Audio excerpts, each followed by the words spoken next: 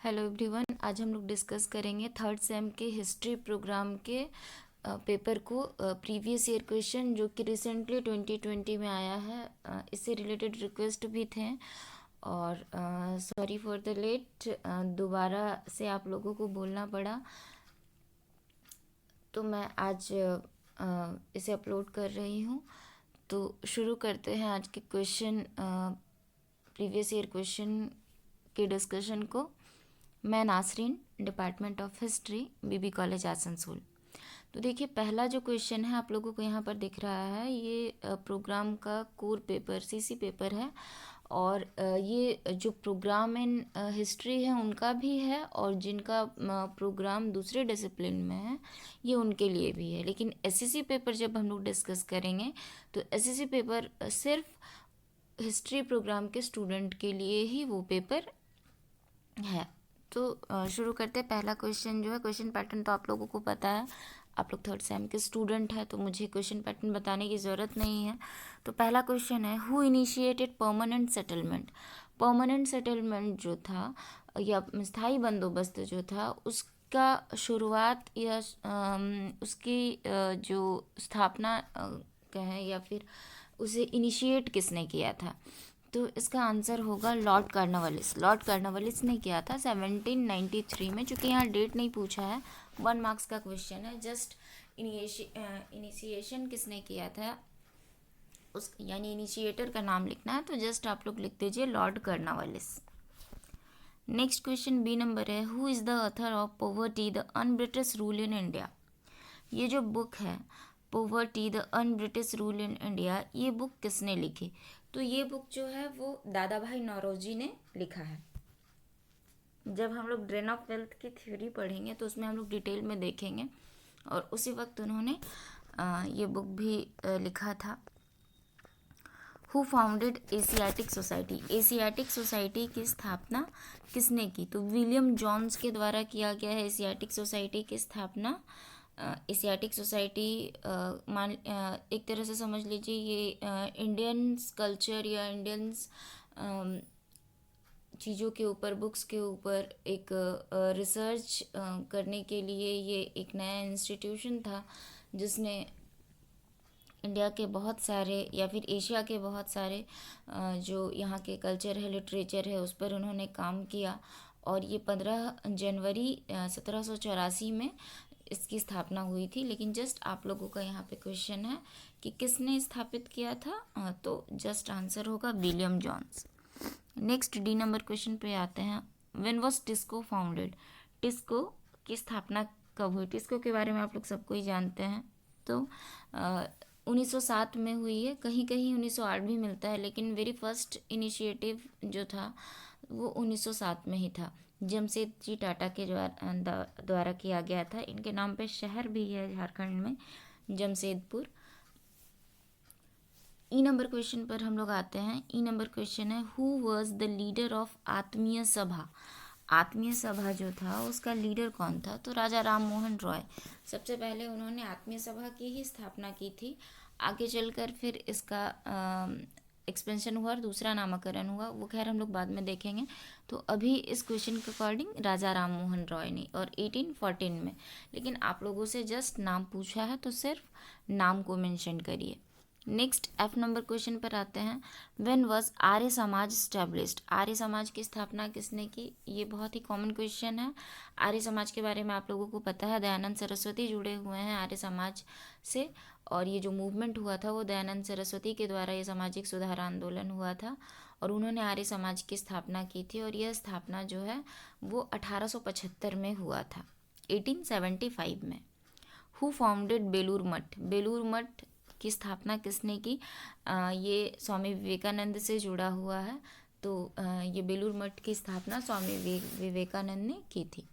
Next as number question पर हम लोग आ जाते हैं।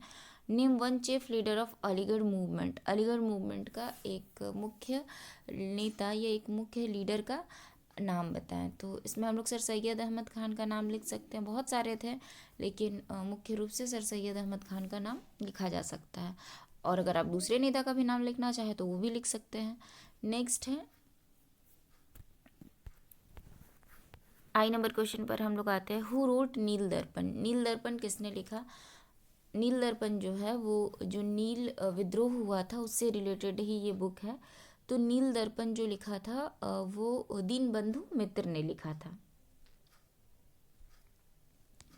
Next question, name any to leaders of Faraizi movement. Faraizi movement के दो नेताओं का नाम लिखना है। तो एक हाजी शरीयतुल्लाह लिख दीजिए, उन्हीं से शुरुआत ही हुआ था, और दूदू मियाँ उनके बाद के थे ये। तो हाजी शरीयतुल्लाह और दूदू मियाँ, ये दो नाम।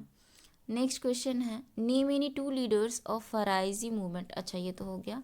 अब हम लोग आ जाते हैं 2 मार्क्स वाले क्वेश्चन पे। ये भी शॉर्ट क्वेश्चन ही है लेकिन 2 मार्क्स का है ये। पहला नंबर जो क्वेश्चन है, A number, name any two commercial crops of colonial Bengal. Colonial Bengal यानी औपनिवेशिक काल में दो हमें जो नकदी फसल थे यानी व्यापारिक कमर्शियल फसलें थे। कमर्शियल फसल मतलब कमर्शियल क्रॉप्स मतलब ऐसे क्रॉप्स जिनका प्रयोग वे व्यापार में या उद्योग धंधे में किया करते थे। तो सबसे पहला तो हम नील ही लिख दें, क्योंकि नील को लेकर आंदोलन भी हुआ था और नील कृषकों की स्थिति भी बहुत ख़राब थी। आप लोगों को जस्ट यहाँ पर 2 नाम लिखना है, तो नील लिख दीजिए। जूट कपास भी लिख सकते हैं, और भी बहुत सारे नकदी फसल थे या फिर कमर्शियल प्रोडक्ट थे। तो आप लोग यहाँ पे नील और कपास लिख सकते हैं। बी नंबर क्वेश्चन है, who and when established Mohammedan literary society. Mohammedan literary society की स्थापना कब और किसने की? तो मोहम्मदन लिटरेरी सोसाइटी की स्थापना ये किया गया था अब्दुल लतीफ़ के द्वारा 1863 में कोलकाता में किया गया था ये।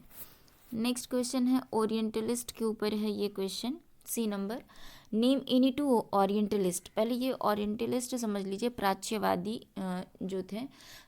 जब इंडिया में यहाँ पर शिक्षा का विस्तार या फिर शिक्षा देने की बात कही गई तो बहस छिड़ गई कि किस भाषा में शिक्षा दिया जाए। तो कुछ विद्वान थे या कुछ अंग्रेज जो थे वो प्राच्य विद्या यानी यहाँ का जो पारंपरिक विद्या है, यहाँ की जो वर्नाकुलर लैंग्वेज है उसमें यानी यहाँ के क्षेत्र लैंग्वेज में विद्या देने की बात की गई, एजुकेशन देने की बात की गई। और कुछ विद्वानों ने जस्ट इसका अपोजिट में कहा, वो उनके अपोजिशन में थे। एंग्लिसिस्ट होते हैं वो, ओरिएंटलिस्ट नहीं थे। उन्होंने कहा नहीं, हम शिक्षा देंगे तो हम पश्चिमी भाषा में दैट इज़ अंग्रेजी में देंगे। तो यहाँ पर आप लोगों से जस्ट पूछा गया है 2 नाम, name any two orientalist. 2 orientalist का नाम लिखना है। तो जेम्स प्रिंसप और विलियम जॉन्स का आप लोग नाम लिख दीजिए। बहुत सारे थे लेकिन केवल 2 का नाम पूछा गया है तो केवल 2 नाम आप लोग लिखे। डी नंबर क्वेश्चन पर हम लोग आते हैं, when and where was Ryotwari system initiated. Ryotwari व्यवस्था आप लोग पढ़े होंगे, जैसे रैयतवाड़ी, महालवाड़ी, स्थायी बंदोबस्त। भूमि से संबंधित ये व्यवस्था थी। भूमि में किस तरह से मेज़रमेंट करके फिर उसके ऊपर टैक्स लगाना और फिर वो रैयतों से वसूल करना, तो रैयतवाड़ी व्यवस्था थी। तो यहाँ पर आप लोगों से क्वेश्चन है, कब और कहाँ पर इसकी शुरुआत की गई, कहाँ पर इसका इनिशिएशन हुआ यानी शुरुआत हुआ। तो रैयतवाड़ी सिस्टम जो है वो थॉमस मुनरो के द्वारा हुआ था और ये मद्रास प्रांत के थे। तो इन्होंने मद्रास में ही ये शुरुआत किया था, मद्रास क्षेत्र में ही। Next question, who was the chief architect of widow remarriage movement, what it was officially when it was officially sanctioned. Chief architect पूछा है, यानी वीडो रीमैरिज एक्ट जो था उसके लिए जो आंदोलन छेड़ा गया था उसमें सबसे ज़्यादा महत्वपूर्ण काम यानी मुख्य उसके प्रतिपादक हम कहें, यह मुख्य आंदोलन में भाग लेने वाले जो थे जिनका सबसे महत्वपूर्ण योगदान था वो कौन थे। तो ये बहुत ही कॉमन क्वेश्चन है, ये हम लोग सबको ही जानते हैं, स्कूल टाइम से हम लोग इसे पढ़ते आ रहे हैं। तो स्वामी ईश्वर चंद्र विद्यासागर थे, ठीक है। When it was officially sanctioned, तो ये विधवा पुनर्विवाह कानून जो था कि विधवाएं जो हैं वो विवाह कर सकती हैं, वो कब लाया गया? तो वो लाया गया था 1856 में। अगर हम डेट की बात करें तो 16 जुलाई था, लेकिन अगर आप 1856 ईस्वी भी लिखते हैं तो एनफ है। अब हम लोग आते हैं नेक्स्ट क्वेश्चन पे, F number question, why was David Hare significant person in 19th century Bengal. तो डेविड हेयर जो था वो क्यों एक महत्वपूर्ण व्यक्तित्व था, ये एक महत्वपूर्ण व्यक्ति था 19th सेंचुरी बंगाल में। तो हम लोग जान रहे हैं बंगाल में ही आधुनिक काल में पुनर्जागरण की शुरुआत हुई थी। राजा राम मोहन रॉय के समय से शिक्षा के क्षेत्र में बहुत बड़ा काम किया गया, या फिर इसका जो एक रुकावट आ गया था, या फिर जो एक स्थिरता आ गई थी इस क्षेत्र में, उसमें गतिशीलता लाई गई। राजा राम मोहन राय ने बहुत महत्वपूर्ण काम किया इसमें, और उनके साथ ही डेविड हेयर ने भी इनका सहयोग किया। और डेविड हेयर ही पहले थे जिन्होंने यहाँ पर अंग्रेजी माध्यम से कुछ स्कूलों का भी निर्माण किया। तो वो फेमस थे एडुकेशन को लेकर, ठीक है। तो 19th सेंचुरी यानी कॉलोनियल बंगाल में उन्होंने इनिशिएट किया यहाँ के एजुकेशन को। उन्होंने बहुत सारे एजुकेशनल इंस्टीट्यूशन बनाए, जिसमें हिंदू स्कूल है, हेयर स्कूल है, ठीक है। फिर से प्रेसिडेंसी कॉलेज का निर्माण में भी उन्होंने सहायता किया था। प्रेसिडेंसी कॉलेज की बात आती है तो हम लोग राजा राम मोहन रॉय का जिक्र करते हैं, लेकिन उसमें जो सहायक थे वो डेविड हेयर थे। तो ये आप लोग लिख लीजिए कि लिखना है इसमें कि एजुकेशन के क्षेत्र में इन्होंने महत्वपूर्ण काम किया था। बंगाल में कॉलोनियल पीरियड में बहुत सारे एजुकेशनल इंस्टीट्यूशन इनके द्वारा बनाए गए, और हिंदू स्कूल उसमें था, हेयर स्कूल था जो इनके नाम पर ही है, डेविड हेयर से ही हमें समझ में आ रहा। प्रेसिडेंसी कॉलेज के निर्माण में भी इन्होंने सहायता दी। और ये जो स्कूल्स थे ये शुरुआती दौर में, जैसे हेयर स्कूल है तो ये इंग्लिश मीडियम में था, या फिर अंग्रेजी माध्यम से इन्होंने शिक्षा देने पर बल दिया कि अंग्रेजी भी यहाँ के लोगों को पता चले, और डेवलपमेंट के लिए इन्होंने ये सारे काम किए। जी नंबर क्वेश्चन पर आते हैं। What were the main aims of प्रार्थना समाज। जैसे समाजवादी सुधार, जितने भी सामाजिक सुधार आंदोलन हो रहे थे उसमें प्रार्थना समाज भी एक था, एक इंस्टीट्यूशन था। तो ये महाराष्ट्र वाले क्षेत्र में था। तो प्रार्थना समाज जो है इसका जो मेन उद्देश्य है यहाँ पे पूछा गया, मेन एम क्या था, यानी इनकी जो मेन फिलॉसफी थी वो क्या थी, किस चीज़ पर ये लोग ज़्यादा बल देते थे। तो ये मोनोथेइज्म पे बल देते थे, यानी एक ईश्वर की पूजा, एकेश्वरवाद पे ये बल देते थे। ये भी कहीं ना कहीं जो राजा राम मोहन रॉय के द्वारा ब्रह्म समाज की स्थापना हुई थी उसी से ये प्रभावित थे, और मोनोथेइज्म पर ये बल देते थे, और सोशल रिफॉर्म। तो दो इनका मुख्य उद्देश्य था कि सामाजिक सुधार तो ये कर ही रहे थे, साथ में धार्मिक और सांस्कृतिक सुधार भी इनके द्वारा किया गया, या लोगों को जागरूक किया गया। सोशल रिफॉर्म में सांस्कृतिक और धार्मिक सुधार भी एक महत्वपूर्ण हिस्सा होता है। तो मोनोथेइज्म इनका मुख्य ऑब्जेक्टिव था, और सोशल रिफॉर्म। नेक्स्ट क्वेश्चन है what were the main aims. अच्छा ये हो गया। एच नंबर क्वेश्चन पर आते हैं। Name one editor who editor of Tattvabodhini Sabha when was the age of consent bill passed. तो तत्वबोधिनी सभा जो है उसकी स्थापना, एक एडिटर का नाम लिखना है, तत्वबोधिनी सभा के एडिटर का नाम लिखना है। और एज ऑफ कंसेंट बिल, देखिए यहाँ पे कंसेंट बिल से आप नॉर्मली समझ लीजिए विवाह को लेकर एक पर्टिकुलर एज को निर्धारित कर देना कि किस एज में विवाह करना है, उसके ऊपर ये क्वेश्चन है। एडिटर के बारे में यहाँ पे पूछा गया है। तो जो एडिटर थे वो थे आपके देवेंद्र नाथ टैगोर, ठीक है। देवेंद्र नाथ टैगोर उन्होंने तत्वबोधिनी सभा की एक स्थापना भी की थी, और वो एडिटर भी थे। When was the age of consent bill passed. Consent bill जो था वो कब पास हुआ था, तो वो 6 अक्टूबर यानी 6 अक्टूबर 1839 में। और ये जो तत्वबोधिनी सभा है, या तत्वबोधिनी जो वर्ड है उसका मीनिंग है ट्रूथ सीकर, यानी सत्य की खोज करना। तो ये भी एक सोशल रिफॉर्म से ही जुड़ा हुआ था। उसके बाद हम लोग नेक्स्ट क्वेश्चन पर आ जाते हैं। Why was I number question पर हम लोग आते हैं। आई नंबर जो क्वेश्चन है, what was sunset law. Sunset law क्या है, सूर्यास्त का नियम क्या है। तो सूर्यास्त का नियम जो है ये भी भूमि से और टैक्स से जुड़ा हुआ था।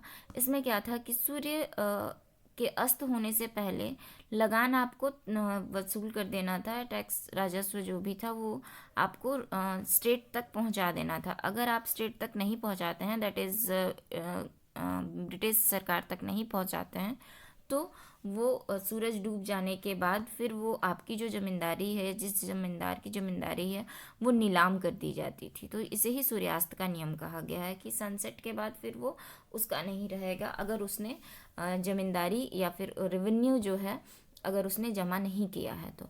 जे नंबर पर क्वेश्चन पर हम लोग आते हैं, what was the significance of Macaulay minute.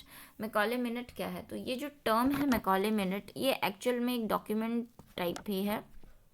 तो मैकॉले मिनट जो है वो मैकॉले के द्वारा एक प्रस्तावित डॉक्यूमेंट था, जिसमें कहा गया था कि इंग्लिश एजुकेशन को हम लोग देंगे, यानी जो कि यहाँ के इंडियन नेटिव्स है, जो यहाँ के लोग हैं, उसे हम वर्नाकुलर लैंग्वेज में, यहाँ के क्षेत्रीय लैंग्वेज में एजुकेशन ना देकर इंग्लिश लैंग्वेज में एजुकेशन देंगे और उसी पर हम खर्च करेंगे। यानी इंग्लिश माध्यम से, इंग्लिश भाषा के माध्यम से हम एजुकेशन देंगे और उसी पे खर्च करेंगे। तो एक डॉक्यूमेंट उसने दिया था। नेक्स्ट हम लोग अब आ जाते हैं थर्ड नंबर पे, answer any 3 of the following question. ये शॉर्ट नोट्स है, आप लोगों को 5 मार्क्स का क्वेश्चन है। तो पहला क्वेश्चन है, discuss the background of Faraizi movement. Faraizi movement के बारे में आप लोगों को लिखना है। ये बंगाल में ही हुआ था। तो फराइजी आंदोलन के बारे में यहाँ पर आप लोगों को लिखना है कि किस तरह से ये शुरुआत में तो ये एक सामाजिक सुधारवादी, धार्मिक सुधारवादी आंदोलन था, फिर ये ब्रिटिश विरोधी हो गया। तो ये डिटेल में आप लोगों को लिखना है। इसे मैं यहाँ डिटेल में नहीं बता रही हूँ, जस्ट आप लोगों को इसका एक शॉर्ट बैकग्राउंड बता दे रही हूँ। नेक्स्ट है, how did commercialisation of agriculture affect colonial economy. Colonial economy को एग्रीकल्चर ने किस तरह से इफेक्ट किया? तो हम लोग जानते हैं कि जो कॉलोनी थी यहाँ पर, या फिर यहाँ जो कॉलोनियल रूलर थे, उन्होंने क्या किया? उन्होंने सिर्फ अपना फ़ायदा देखा। तो एग्रीकल्चर का उन्होंने कमर्शियलाइजेशन कर दिया। कमर्शियलाइजेशन मीन्स वाणिज्यिकरण कर दिया। यानी अब यहाँ के किसानों पर ये जोर दिया जाने लगा कि आप जो कमर्शियल क्रॉप्स है, जिसे हम नकदी फसल भी कहते हैं, आप उसका उत्पादन करें। आप नील का उत्पादन करिए, आप कपास का उत्पादन करिए, आप जूट का उत्पादन करिए, आप शोरा का उत्पादन करिए, ताकि वो रॉ मटेरियल्स के रूप में यूज़ हो चुके उनके इंडस्ट्रीज़ में, और फिर वो उससे अपना लाभ कमा सके। तो ये किस तरह से यहाँ के लोगों पर अफेक्ट किया, या यहाँ के एग्रीकल्चर को अफेक्ट किया, यहाँ के व्यापार को अफेक्ट किया। तो इसका जो आर्थिक स्थिति पर, इकॉनमी में क्या आ जाएगा? इकॉनमी में वही सारी चीज़ें आ जाएगी। पहला तो हमारा एग्रीकल्चर आ जाएगा। इकॉनमी हमारी अभी भी एग्रीकल्चरल बेस्ड इकॉनमी है। ट्रेड के बारे में थोड़ा सा आपको लिखना होगा कि किस तरह से यहाँ के जो हस्तकार या दस्तकार जो थे, कुटीर उद्योग का जो काम करते थे, यहाँ के जो कृषक थे और जो वो खाद्यान्न फसलों का उत्पादन करते थे, उस पर उनका क्या प्रभाव पड़ा। तो ओवरऑल इकॉनमी पे क्या इम्पैक्ट पड़ा। चूँकि इसका आंसर बहुत लॉन्ग है, लेकिन आपको ये 5 मार्क्स में लिखना है, तो वर्ड लिमिटेशन के साथ लिखिएगा इस आंसर को। नेक्स्ट क्वेश्चन है, discuss the background for industrialisation in colonial India. Colonial India में इंडस्ट्रियलाइजेशन का बैकग्राउंड लिखना है। कॉलोनियल इंडिया में किस तरह से उद्योगों की यहाँ पर स्थापना हुई, उन्होंने किस तरह से उद्योगों की स्थापना की, ये भी अपने आप में एक बहुत बड़ा चैप्टर है। जैसे फर्स्ट वर्ल्ड वॉर के समय में बहुत ही फेवरेबल कंडीशन मिला था इंडस्ट्रियलाइजेशन के लिए, तो बैकग्राउंड में वो सारी चीज़ें भी आप लोग यहाँ पर ऐड कर सकते हैं। जस्ट 5 मार्क्स का क्वेश्चन है, मैं फिर से दोहरा रही हूँ, वर्ड लिमिटेशन के साथ लिखना है। नेक्स्ट क्वेश्चन है, what was the role of Syed Ahmad Khan in Islamic reform movement. Sir, Syed Ahmad Khan के द्वारा जो अलीगढ़ मूवमेंट चलाया गया था, बहुत ही सिंपल सीधा सा क्वेश्चन है, उसके बारे में आप लोगों को लिख देना है। How far the women's question was significant in case of social reform in 19th century. ये जो क्वेश्चन है कि सोशल रिफॉर्म में विमेन कहाँ तक सिग्निफिकेंट थी, या उनका क्या महत्व था ये सोशल रिफॉर्म होने में, या सोशल रिफॉर्म में उनका उन पे क्या इम्पैक्ट पड़ा, या उनकी तरफ से या उनके लिए क्या रिफॉर्म्स किए गए। तो जैसे हम लोग पहले ही देख लें कि सबसे शुरुआती चीज़ ही जो होता है, राजा राम मोहन रॉय के द्वारा सती के विरुद्ध उन्होंने, सती प्रथा के विरुद्ध उन्होंने आवाज़ उठाई। ये वुमेन से रिलेटेड है। ईश्वर चंद्र विद्यासागर ने विडो रीमैरिज एक्ट के विरुद्ध आवाज़ उठाया, वो भी आपका विमेन से रिलेटेड है। कंसेंट बिल जो आया था एज से रिलेटेड कि विवाह का एज कितना होना चाहिए, क्योंकि कम उम्र में विवाह हो जाने पर स्त्रियों का सबसे ज़्यादा प्रॉब्लम स्त्रियों को फेस करना पड़ता था, महिलाओं को फेस करना पड़ता था, महिलाओं इन द सेंस बच्चियों को, क्योंकि वो जो टाइम पीरियड था वो बहुत ही कम एज में विवाह कर दिया जाता था। अगर हम बाल विवाह की बात करें तो ये भी स्त्रियों से लिंक्ड है। बाल विवाह में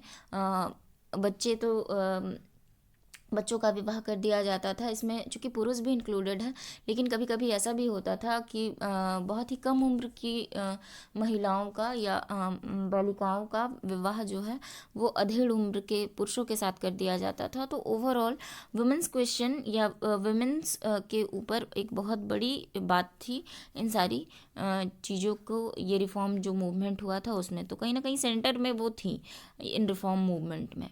तो ये थोड़ा सा एनालिटिकली आप लोगों को ये आंसर लिखना होगा, हर एस्पेक्ट्स को दिखाना होगा, लेकिन वर्ड लिमिटेशन के साथ। F नंबर क्वेश्चन पर हम आते हैं। Critically discuss the role of young Bengal in Bengal renaissance. Young Bengal movement पता ही है आप लोगों को, डिरोजियो के द्वारा जो हुआ था। तो बंगाल में जो रेनेसास पुनर्जागरण हुआ था जो आधुनिक काल में, उसके ऊपर आप लोगों को एक शॉर्ट नोट्स यहाँ पर लिख देना है। अब हम लोग आते हैं 10 मार्क्स वाले क्वेश्चन पर। 10 मार्क्स वाला जो क्वेश्चन है आप लोगों को पता है कोई एक क्वेश्चन करना होता है। तो 10 मार्क्स के क्वेश्चन में आप लोग हमेशा ये बात पे ध्यान रखिए कि कहानियाँ मत लिखिए, बहुत बड़ा बड़ा आंसर लिखने का ज़रूरत नहीं है। वर्ड लिमिटेशन 10 मार्क्स के अकॉर्डिंग 5 मार्क्स से ज़्यादा आप लोगों को इसमें लिखना होगा, और टू दी पॉइंट आंसर लिखिए, आप लोगों को उसी में मार्क्स मिलेगा। ऐसा नहीं है कि आप लोग टॉपिक से हटकर एक्स्ट्रा लिखने के चक्कर में 10 मार्क्स का क्वेश्चन देखकर जस्ट कहानी बनाते जा रहे हैं या कुछ भी लिखते जा रहे हैं, वो नहीं करना है। टू दी पॉइंट 10 मार्क्स के अकॉर्डिंग 2 पेज का आंसर इनफ है। पहला क्वेश्चन जो है, right about the origin and development of permanent settlement system.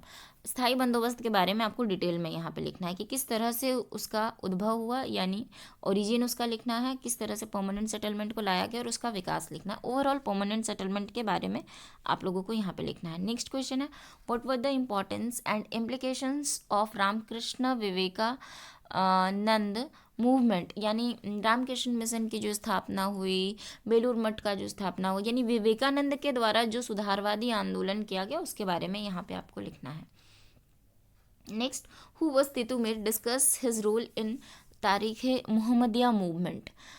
तो तितुमीर के बारे में मैं पहले बता दूं, तितुमीर जो है वो बंगाल का ही एक कृषक नेता कहें या उसे हम दीवान या शासक के रूप में भी देख सकते हैं, शासक नहीं कह सकेंगे, वो एक लीडर था जो कृषकों का नेतृत्व करता था, मजदूरों का नेतृत्व करता था। तो वो बंगाल क्षेत्र से बिलोंग करता था। इसने बांस के किला का भी निर्माण किया था। प्रीवियस ईयर क्वेश्चन में किसी ईयर पूछा भी गया था कि बांसेर किला की स्थापना किसने की थी या किसने बनवाया था, तो तितुमीर ने बनवाया था। और ये तारीख़ मोहम्मदिया मूवमेंट जो है उसमें इसका बहुत इंपॉर्टेंट रोल है, उसके बारे में आपको लिखना है। तो पहले तो तितुमीर को डिफाइन कर दीजिए कि वो कौन थे, और उसके बाद तारीख़ मोहम्मदिया मूवमेंट के बारे में लिखना है। उसमें ही तो इसका सारा रोल आ जाएगा। उस मूवमेंट के बारे में आप लिख रहे हैं तो आप देखिएगा कि तितुमीर ने बहुत सारे काम वहाँ पर किए हैं और इसी के द्वारा लीड किया गया है। तो ओवरऑल आज का ये क्वेश्चन कंप्लीट हुआ। 3rd सेम का प्रोग्राम का ये क्वेश्चन है, और ये क्वेश्चन 5th सेमेस्टर ऑनर्स में भी है, तो वो लोग भी इससे हेल्प ले सकते हैं ये प्रीवियस ईयर क्वेश्चन से, क्योंकि टॉपिक जो है, पेपर जो है वो बिल्कुल ही सेम है। तो आज के लिए इतना ही, फिर हम लोग मिलते हैं नेक्स्ट वीडियो लेक्चर में, और मैं कोशिश करूँगी 3rd सेम प्रोग्राम के ऊपर भी और भी लेक्चर को या फिर क्वेश्चन को लाने का। लेट हो जाता है थोड़ा, रिक्वेस्ट के कई दिनों बाद मैंने अपलोड किया, उसके लिए मैं फिर से सॉरी बोल रही हूँ। तो कोशिश करूँगी कि जल्द ही आप लोगों का फिर से दूसरा कोई क्वेश्चन प्रीवियस ईयर या फिर आप लोगों के टॉपिक से रिलेटेड कोई वीडियो मैं अपलोड करूँ। आज के लिए इतना ही। All the best.